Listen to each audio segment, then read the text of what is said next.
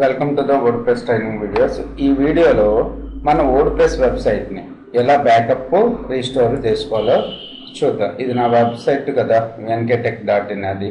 So ఒక్కొక్కసారి ఏమవుతుందంటే మనం మిస్టేక్స్ చేయడం వల్ల కానీ, ఎవరైనా హ్యాక్ చేయడం వల్ల కానీ, లేకపోతే ఏదో ఒకటి జరిగి మన సిస్టమ్, మన వర్డ్ ప్రెస్ వెబ్సైట్ ఆగిపోతూ ఉంటుంది. సో అలాంటప్పుడు మనం బ్యాకప్ ఎప్పుడైతే మంచిగా రన్ అవుతుందో అప్పుడు బ్యాకప్ తీసి పెట్టుకున్నాం అనుకో, సో మనం ఒకవేళ సైట్ డౌన్ అయినా, సైట్ ఒకవేళ ఎర్రర్ వచ్చినా సరే మనం వెంటనే సైట్ని అప్లోడ్ చేసేసుకోవచ్చు, రీస్టోర్ చేసుకోవచ్చు. సో దాని పర్పస్ ఇది వర్డ్ ప్రెస్ సెక్యూరిటీ పర్పస్ కూడా చాలా ఇంపార్టెంట్. సో దాని పర్పస్ ఈ వీడియోలో నేను అసలు సైట్ని ఎలా బ్యాకప్ తీసుకోవాలో చూద్దాం. అండ్ దాని పర్పస్ నేను నా గోడాడీ అకౌంట్లోకి లాగిన్ అయ్యాను. ఇది నా ఫైల్ మేనేజర్. ఈ ఫైల్ మేనేజర్లో కంపల్సరీగా మీకు మాన్యువల్గా చేసుకునేటప్పుడు ఎఫ్టిపి అకౌంట్ తోటి చాలా యూజ్ ఉంటుంది. సో ఈ వర్డ్ ప్రెస్ అకౌంట్లో నాది బిందు ఇంజనీరింగ్ వర్క్స్ అనేది మెయిన్ డొమైన్. తర్వాత చాలా యాడ్ ఆన్ డొమైన్స్ని యాడ్ చేశాను కదా. సో ఫస్ట్ మీరు యాడ్ ఆన్ డొమైన్ పర్పస్ అంటే ఎంటైర్ బిందు ఇంజనీరింగ్ వర్క్స్కి ఒక ఎఫ్టిపి అకౌంట్ కూడా క్రియేట్ చేసుకోవచ్చు. కానీ add and domains purpose FTP accounts create చేసుకుంటే మనం ఎఫ్టిపి అకౌంట్స్ మన ఎంప్లాయీస్కి కూడా ఇవ్వడానికి యూజ్ అవుతుంది అన్నమాట. సో బిందు ఇంజనీరింగ్ వర్క్స్కి ఇచ్చేస్తే ఏమవుతుందంటే అన్ని సైట్ని వాళ్ళు ఎఫ్టిపి అకౌంట్ ద్వారా యాక్సెస్ చేయగలుగుతారు. అలా కాకుండా మనకి ఏదైతే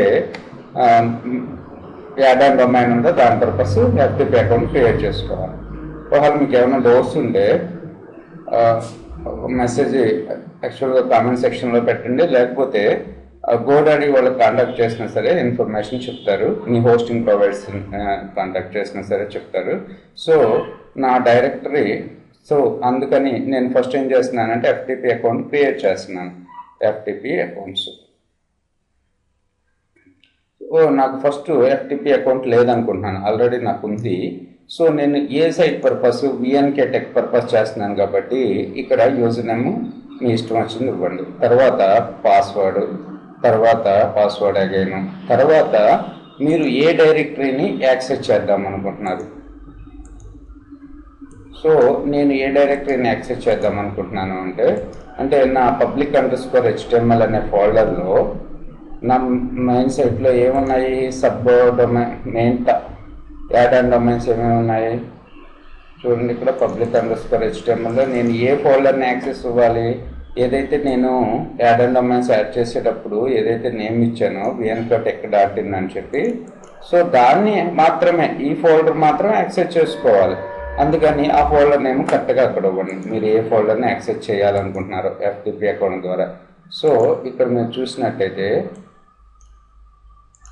సో మన ఫోల్డర్ ఏంటిది, ఇక్కడ public_html nkTech.in. వాళ్ళు మీరు public_html అని ఇస్తే మొత్తం అంతా యాక్సెస్ చేసేయగలుగుతారు.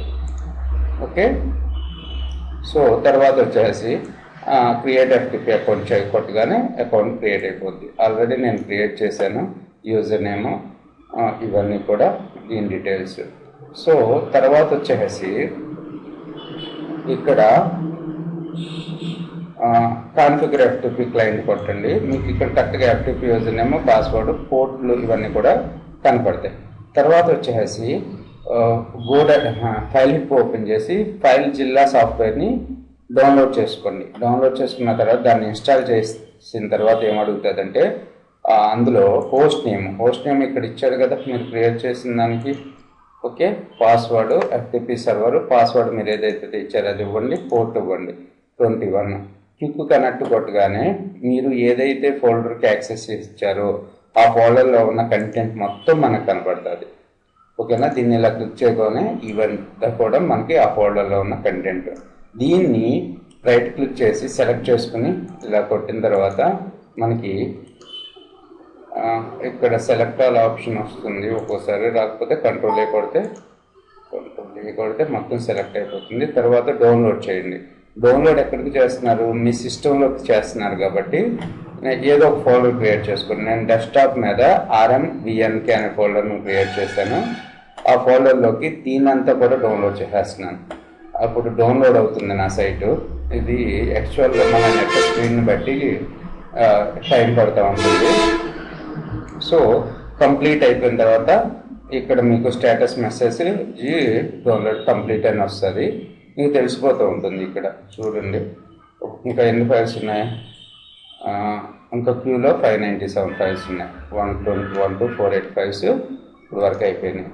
సో తర్వాత మళ్ళీ మీరు ఏం చేయాల్సి వస్తుంది అంటే, యాక్చువల్గా మీరు సైట్ని డెవలప్ చేసేటప్పుడే మీకు డేటాబేస్ అంటే వర్డ్ప్రెస్ సైట్ని ఇన్స్టాల్ చేసేటప్పుడే మిమ్మల్ని ఏమేమి అడుగుతుంది, table prefix, user name, password, database name అడుగుతుంది కదా. అవన్నీ కూడా మీరు కంపల్సరీగా ఎక్కడో చోట సేవ్ చేసి పెట్టుకోండి, తర్వాత మర్చిపోతారు ఏ డేటాబేస్ని బ్యాకప్ తీసుకోవాలంటే.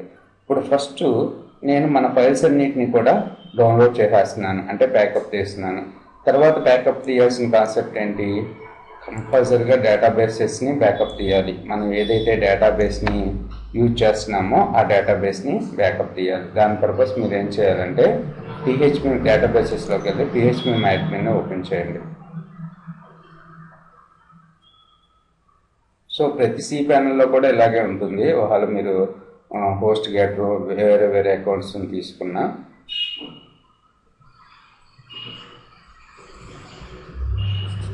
తర్వాత వచ్చేసి మీరు ఏదైతే డేటాబేస్, నాది BNK భాస్కర్ అనే డేటాబేస్ కాబట్టి అది తీసుకున్నాను. తీసుకుని దీన్ని ఇక్కడికి వెళ్ళి ఇంపోర్ట్ కొట్టేసేయండి. ఇంపోర్ట్ చేయగానే మిమ్మల్ని అడుగుతుంది ఏంటి, మ్యాక్సిమం 1024 MB వరకే చేయగలుగుతూ ఉంటా.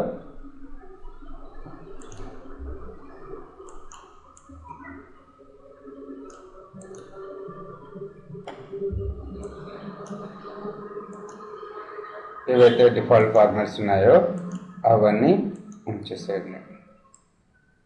ఉంచేసి ఇక్కడ గో కొట్టేసేయండి. గో కొట్టగానే మీకు డేటాబేస్ కంప్లీట్గా డేటాబేస్ అంతా మనకి సేవ్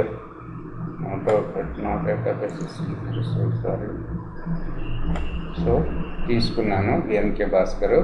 ఎక్కడున్న VNK భాస్కర్లోకి ఎక్స్పోర్ట్ చేయాలి, ఇంపోర్ట్ కాదు కదా.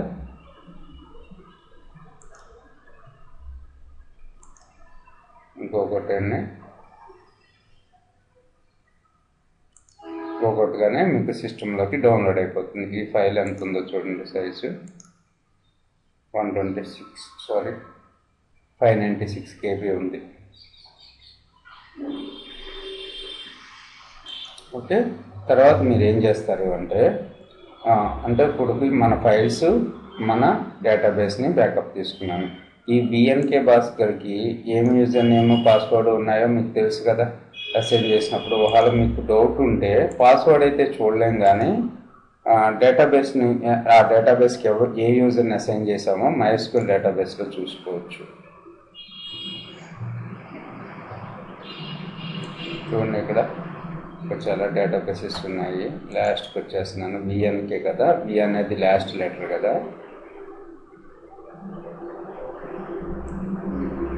ఇక్కడ చూసినట్టయితే VNK భాస్కర్, దీనికి డేటాబేస్ యూజర్ని రమేష్ భాస్కర్ని అసైన్ చేశాను.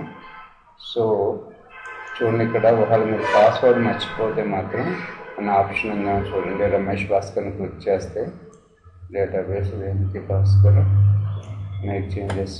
సో యూజర్స్ దగ్గరికి వచ్చైనా మీరు చేంజ్ పాస్వర్డ్ ఆప్షన్ యూజ్ చేసుకోండి. యాక్చువల్గా నార్మల్గా రాస్తాం కదా, ఇంకా చేంజ్ పాస్వర్డ్కి ఏదో కోడ్ ఉంటుంది కదా, నాకు కోడ్ ఐడియా లేదు. సో చూద్దాం. నేనైతే మాత్రం కంపల్సరీగా నేను సైట్ ఇన్స్టాల్ చేసేటప్పుడు ఇవన్నీ కూడా ఒక నోట్ ప్యాడ్లో కానీ లేకపోతే నా దగ్గర ఉన్న బుక్లో కానీ రాసుకున్నట్టు పెట్టుకుంటాను. ఏ సైట్ పేరేంటి, ఆ సైట్ ఎప్పుడు ఇన్స్టాల్ చేశాను, దాని ఎక్స్పైరీ డేట్ ఏంటి, ప్లస్ దానికి ఏ డేటాబేస్ ఇచ్చాను, ఏ యూజర్ నేమ్ ఇచ్చాను, ఏం పాస్వర్డ్ ఇచ్చాను. రైట్, ఇక్కడ ఉంది కదా change password option. VNK Bhaskar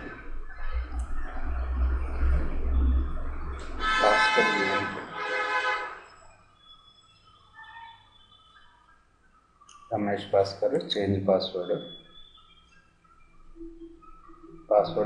again. ఇవన్నీ బాగా గుర్తుపెట్టుకోండి మీరు. ఓకే, సో ఫైనల్గా నేను చెప్పింది ఏంటంటే, ఫస్ట్ ఏం చేయమంటున్నాను, మన సైట్ని బ్యాకప్ తీసుకోమంటున్నాను. ఏ సైట్ ఏ ఫోల్డర్లో ఉందో అది మనకు తెలుసు కాబట్టి దానికి ఒక ఎఫ్టిపి అకౌంట్ని తీసుకుని ఆ ఎఫ్టిపి అకౌంట్ని డేటాబేస్కి అసైన్ చేసి ఎఫ్టిపి అకౌంట్లో మన ఎఫ్టిపి డీటెయిల్స్ ఇచ్చి ఆ డీటెయిల్స్ అన్నీ కూడా ద్వారా ఎఫ్టిపి ఫైల్ జిల్లా సాఫ్ట్వేర్ ద్వారా మన ఫైల్స్ అన్నిటిని కూడా డౌన్లోడ్ చేసుకోండి. నేను ఇప్పుడు vnkTech.in అనే సైట్కి బ్యాకప్ తీస్తున్నాను. Okay, so public_html. So vnkTech.in. ఒకవేళ మీకు ఈ వీడియోనే చూస్తుంటే ఫస్ట్ మీకు కొద్దిగా కన్ఫ్యూజన్ ఉంటుంది. అందుకని మీరు ఫస్ట్లో నేను చెప్పిన how to install the WordPress into the server అనే కాన్సెప్ట్ వినండి. సెలెక్ట్ ఆల్, ఇవన్నీ 1 by 1 డౌన్లోడ్ చేసుకోవటం, కానీ ఇక్కడ డౌన్లోడ్ ఆప్షన్ రావట్లేదు. సో అప్పుడు మనం ఏం చేయాలి, నార్మల్గా దీన్ని ఇలా సెలెక్ట్ చేసుకుని డౌన్లోడ్ చేసుకోవాలి. అలా ఎన్ని ఫైల్స్ ఉన్నాయి మన దాంట్లో? నెంబర్ ఆఫ్ ఫైల్స్ ఉన్నాయి. 1460 నియర్లీ 2000 ఫైల్స్ ఉన్నాయి. 2000 ఫైల్స్ని మాన్యువల్గా అప్లోడ్ చేయడం చాలా కష్టం కాబట్టి సో ఇంకోటి చేసుకోవచ్చు, సెలెక్ట్ ఆల్, కంప్రెస్ కొట్టుకోవచ్చు. ఇది కూడా ఎక్కువ టైం తీసుకుంటుంది.